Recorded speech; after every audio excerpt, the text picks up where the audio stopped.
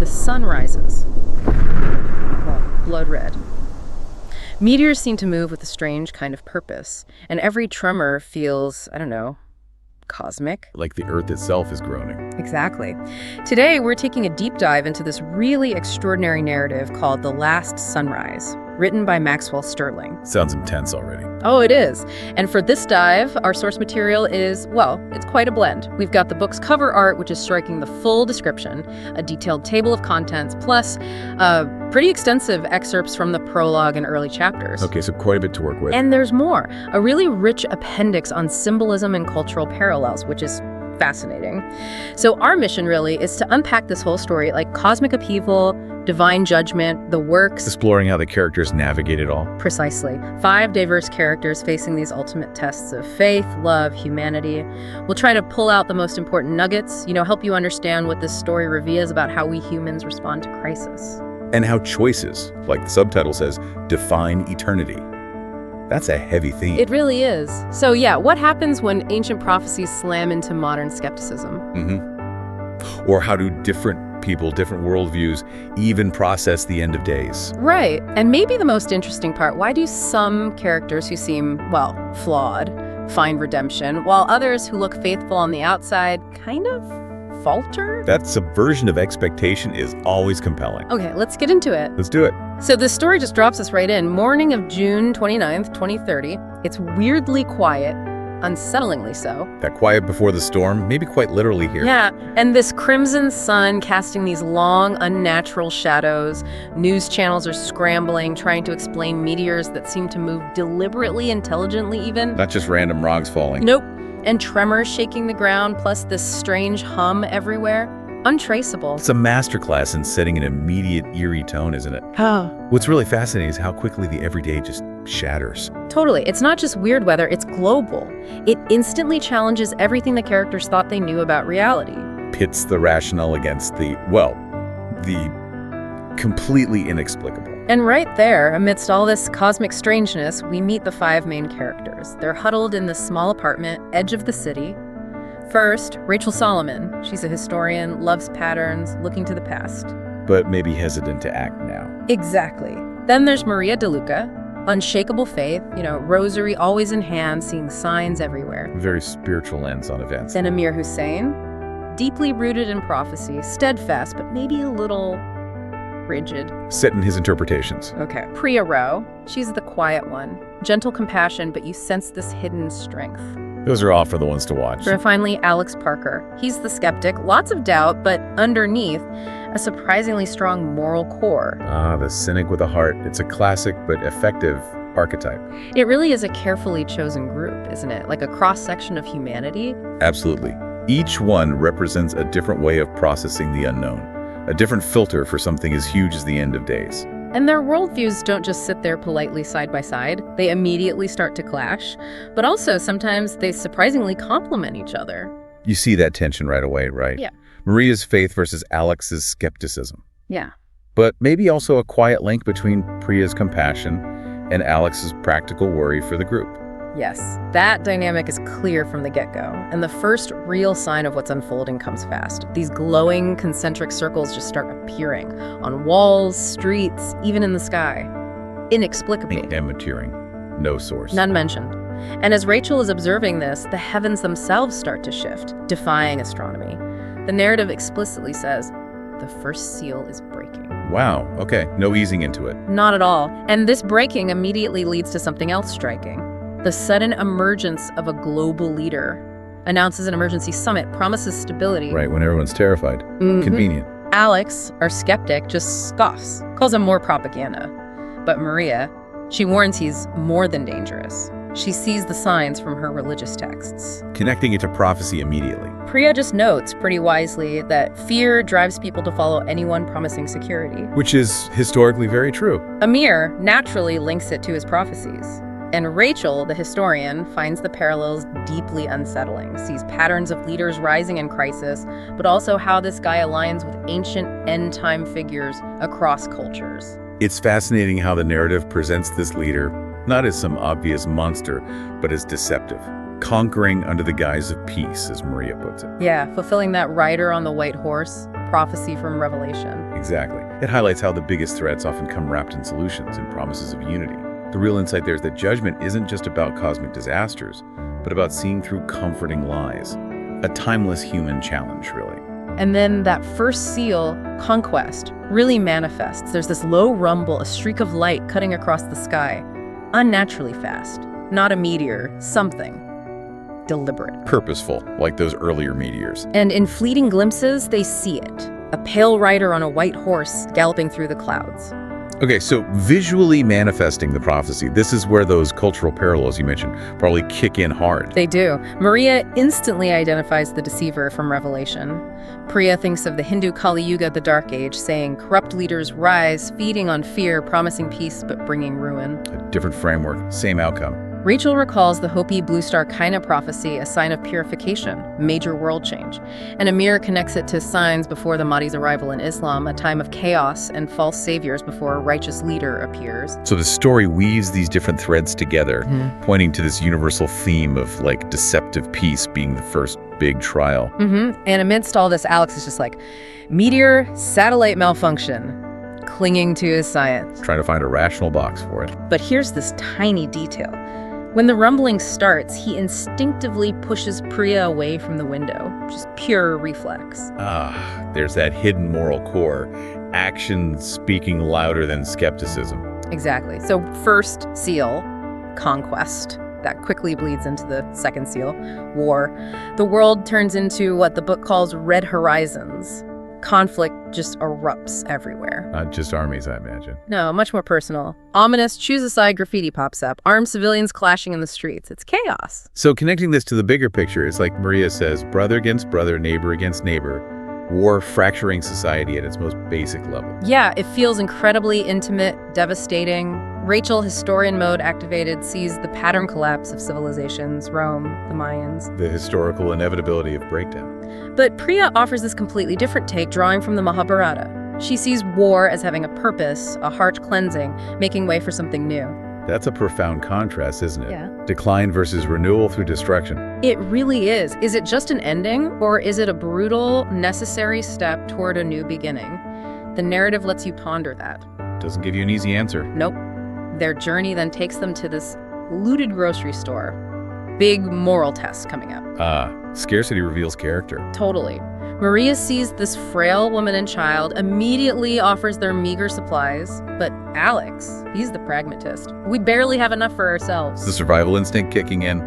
Understandable. And it's Priya who steps in, doesn't argue, just calmly says, doing the right thing costs us. Then she quietly gives away her own small bag of rice. Wow. That aligns so strongly with the Hindu concept of dharma, doesn't it? Righteous action without expecting reward. It's a powerful contrast to Maria's faith, which sometimes feels a bit judgmental. Priya just does. Right. And as they leave, we get this really interesting glimpse into Alex's head. This insidious whisper starts telling him to ditch the others, that they're fools to believe. The internal struggle. Self-preservation versus that moral core he tries to deny. His integrity is really being tested. Definitely. The chaos escalates in this fractured street scene. They hit a roadblock. Soldiers, heavily armed almost. Robotic, rounding people up. Confirming Maria's fears of control and Rachel's point about totalitarian regimes just using people. Yeah, things are getting darker. Which leads us to the third seal, famine. The chapter is called Bread and Ashes. Smoke, ash everywhere, those glowing circles spreading. A constant unsettling backdrop. And the core trial here is another encounter. Frail woman, child again. And Priya, once more, quietly, selflessly, gives away her last bag of rice. Her last bag. That deepens the idea of selfless action, doesn't it? Yeah. Especially contrasting with Maria's sometimes conditional compassion and Alex still battling that whisper, purging self-preservation. It really makes you ask, what defines selflessness when your own survival is on the line? Is it about earning points for heaven or just inherent goodness like Priya seems to embody? The story definitely seems to lean towards the latter, holding more weight. And meanwhile, news reports are grim. Food riots, hints of cannibalism, yet the global leader still broadcasting calm messages. Unity, trust me. Chilling. Is that a critique of leaders exploiting crisis, or is it meant as that deeper spiritual deception Maria fears? It feels like both, doesn't it? Using chaos to grab power, promising solutions, but within the story's prophetic view, it's also a major spiritual test. Trust the lies, or face the harsh truth. A difficult choice under duress. Then comes the fourth seal, death. Chapter title, Shadows of Death. There's this eerie, jagged symbol found etched into floorboards, hinted to be linked to ancient death rituals. Upping the supernatural element. And then the terrifying appearance of the Pale Rider again, but this time skeletal, on a gaunt horse, bringing widespread mortality. This really forces the characters to confront death head on. And again, those different cultural viewpoints must clash. Absolutely. For Maria, it's straight up judgment from revelation. The final reckoning. Rachel sees transition, thinking of myths like Valkyries or Anubis guiding souls. The historian finding parallels. Amir sees it as a passage and test of faith, a moment to prove devotion in Islam. But Priya struggles. Seeing it as destruction without rebirth profoundly challenges her Hindu view of cycles and reincarnation. It forces her to face a kind of finality that maybe her worldview hadn't prepared her for. That's a deep challenge. It is. And they have this close call. An emaciated figure actually enters their room. Alex grabs a pipe, ready to fight, protect the group. Primal protection kicks in. But Priya calmly puts a hand on his arm, chooses nonviolence even then. A huge test of her core beliefs in action. Incredible restraint. The ultimate test ramps up with the fifth seal, Martyrs. The chapter is Cry of the Faithful, and it's brutal. Mass executions of religious leaders. Oh, wow. Taking direct aim at faith itself. And the global leaders' directive is bone-chilling. Faith has divided humanity for too long. Unite under one truth mine. Totalitarianism demanding absolute allegiance. They meet this desperate priest seeking refuge. He ends up sacrificing himself for others, really embodying Maria's earlier words about martyrs under the altar. A powerful, tragic moment. But what's fascinating here is how this impacts Maria. Right. Seeing his sacrifice seems to transform her. Her fear is still there, but her resolve hardens.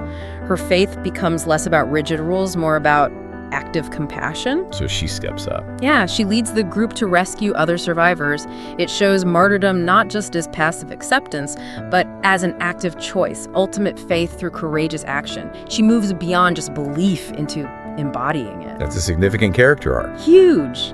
And then, if things weren't bad enough, the sixth seal, cosmic disturbances. The chapter, The Abyss, opens. The whole landscape transforms. Sky fractured, weird red-orange color, sun darkened, stars are erratic. The fabric of reality tearing apart. And massive fissures split the earth, spewing steam and sulfur, total chaos. Apocalyptic imagery cranked to 11. And in this chaos, they find out something grim. The elite. They've escaped, gone to deep under-the-ground shelters. A dying man tells them the kings, the rich men, have gone. Wow.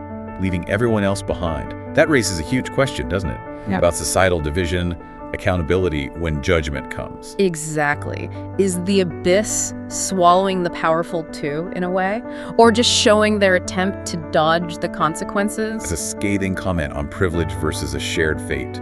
Suggests maybe wealth can't buy you out of this ultimate reckoning.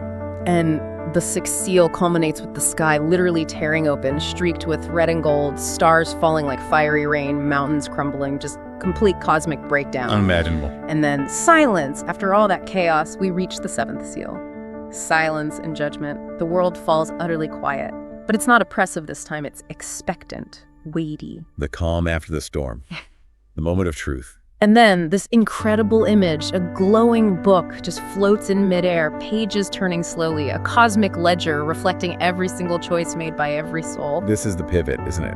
Where everything gets revealed, maybe not how you'd expect. It's not about dogma, but about the real weight of actions and intentions. Totally, because for Alex and Priya, light just envelops them. It reveals their selfless acts.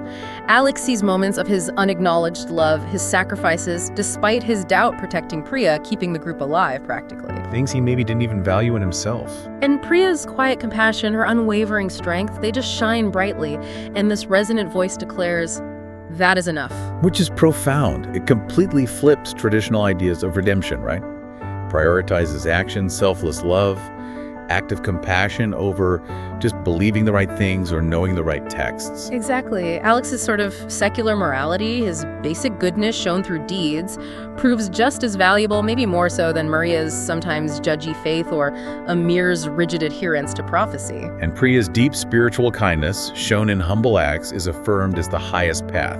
It's a powerful message What you say you believe means little without real love and action behind it. But for Maria, Amir, and Rachel, their likes flicker, dim, their flaws are highlighted. Maria's pride in her faith, Amir's rigidity, Rachel's intellectual detachment that stopped her from acting decisively.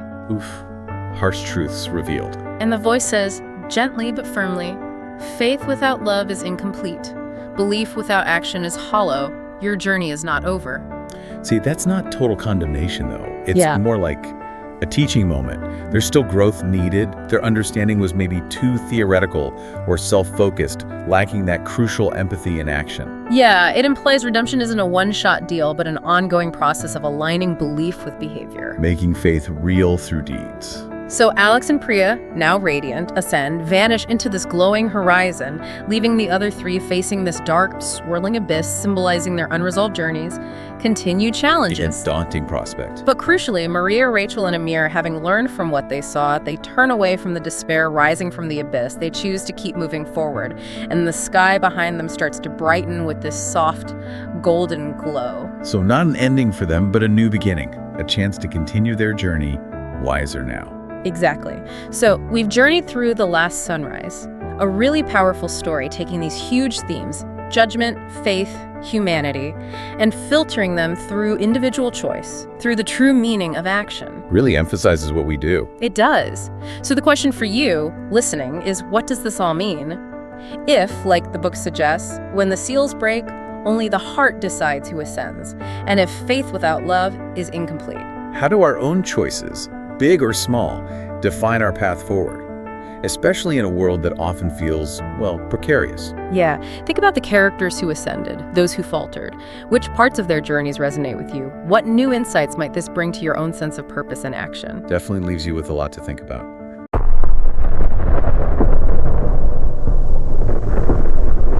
Thanks for wandering with me. If you felt inspired, learned something new, or saw the world differently, hit that like, subscribe, and share the view.